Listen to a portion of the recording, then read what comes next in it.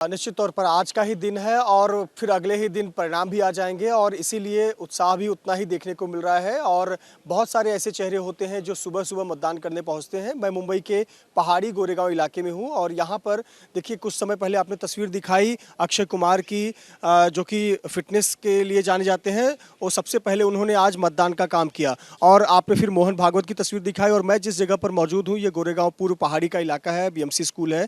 यहाँ पर राम नाईक जो कि पूर्व केंद्रीय मंत्री रह चुके हैं, राज्यपाल रह चुके हैं, 92 वर्ष उनकी उम्र है और हर बार की तरह इस बार भी वो सबसे पहले मतदान करने के लिए ये जो आपको कक्ष नज़र आ रहा है इसके अंदर गए हुए हैं। उनका मतदान जैसे ही होगा, चूँकि वो वरिष्ठ हैं, उनका सम्मान भी किया जाएगा और फिर वो बाहर आएंगे और अपनी बात मीडिया के सामने रखेंगे। तो ये एक निश्चित तौर पर उत्साह देखने को मिल रहा है। और जैसा आपने कहा कि आज तो दिन भर महायुति बनाम ठाकरे बंधु होने वाला है, तो बिल्कुल हम कहें ठाकरे बनाम महायुति ही नहीं बल्कि चौतरफा लड़ाई। तस्वीर देखिए, राम नाईक आ चुके हैं। ये देखिए राम नाईक 92 वर्ष के हैं और देखिए हर बार इसी उत्साह से मतदान केंद्र पर पहुंचकर मतदान करते हैं और लोकतंत्र को मजबूत करने का कार्य करते हैं। राम नाईक जी, हर बार की तरह आप सबसे पहले मतदान केंद्र पर पहुंचते हैं और ये रिकॉर्ड रहा है आपका, इतने वर्षों से हम देखते आ रहे हैं। यह ऐसा है कि 1960 में मैं गोरेगांव में रहने के लिए आया और तब से जितने चुनाव हो गए, हर चुनाव में मतदान केंद्र पर पहला मैं जाता हूँ। उसका कारण भी आपको बता देता हूँ। कारण ये है कि कभी मैं लोकसभा का चुनाव लड़ रहा था, कभी विधानसभा का उसके पहले, तो फिर बाकी के जो मतदान केंद्र है वहाँ पर जाना मेरे लिए आवश्यक होता है। वहाँ के मतदाता कार्यकर्ता, तो मैं अभी यहाँ से एक मतदान केंद्र पर जाऊँगा। और संयोग ही ऐसा हुआ है कि अभी मुझे पता चला इसलिए कि राष्ट्रीय स्वयंसेवक संघ के प्रमुख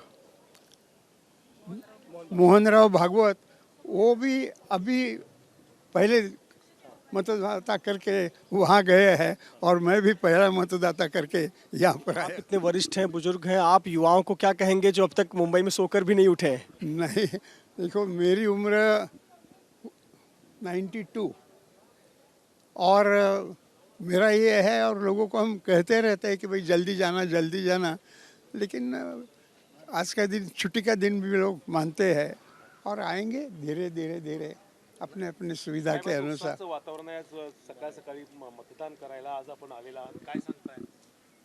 नाही, एक लोकशाहीचं विशेषतः मुंबई सारख्या शहरामध्ये फार मोठी निवडणूक आहे ही आणि या निवडणुकीमध्ये राम नाईक जी हैं जो अब मराठी में बात कर रहे हैं और उन्होंने हिंदी में अपनी प्रतिक्रिया दी और बताया कि किस प्रकार से उनका एक दिनचर्या बन चुका है। जब भी चुनाव होते हैं, मतदान होता है तो वो सबसे पहले मतदान करने आते हैं। प्रतिवर्ष प्रति चुनाव में जब भी चुनाव होते हैं तो हम देखते हैं कि मोहन भागवत हों, राम नाईक हों, अक्षय कुमार हों, अनिल अंबानी भी, इस प्रकार के कुछ चेहरे हैं जो सबसे पहले सुबह 7 बजे या 7:30 बजे जब भी मतदान का समय होता है वो मतदान करते हैं। जैसा आप सवाल पूछ रही थी कि आज का दिन तो ठाकरे बनाम महायुति, तो मैं कहूँगा कि मुंबई में बिल्कुल ठाकरे बनाम महायुति, साथ ही साथ चौतरफी लड़ाई है या फिर कई तरफा की लड़ाई देखने को मिल रही है, मल्टी डायमेंशनल लड़ाई देखने को मिल रही है।